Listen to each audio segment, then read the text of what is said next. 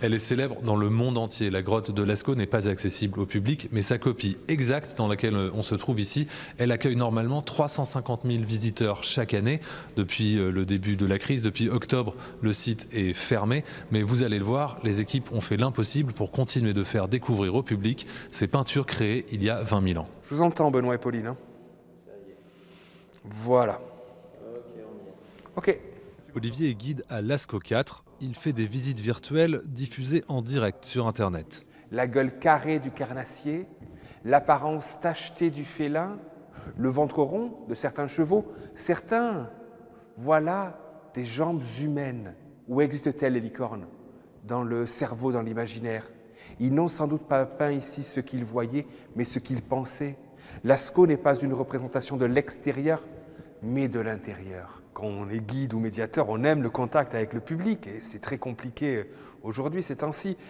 Mais on a un vrai rapport, un nouveau rapport qu'on crée à travers cette visite virtuelle, et on a le retour des visiteurs, et puis ils peuvent intervenir dans la visite, ils peuvent nous poser des questions.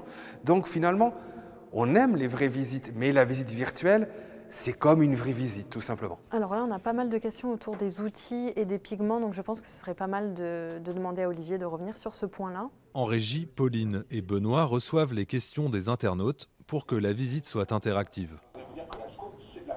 Ils posent des questions qu'ils ne poseraient pas forcément s'ils étaient en visite avec tous les visiteurs autour d'eux et le guide en face d'eux. Voilà, je pense qu'ils se permettent peut-être plus de questions. Après, bon, ça marche très bien avec les publics plus jeunes. Donc, quand on a des scolaires notamment, il y a énormément de questions.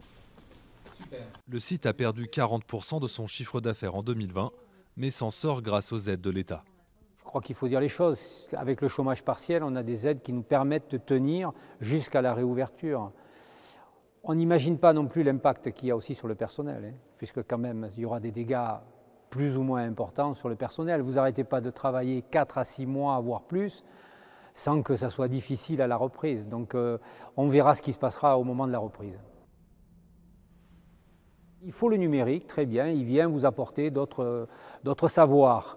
Mais je crois qu'on n'enlèvera jamais un médiateur ou un guide, comme vous le verrez, qui vous prend la main et qui vous dit « je vais vous raconter une belle histoire », qui vous dit « il était une fois 4 gamins qui ont découvert une belle grotte en Dordogne ».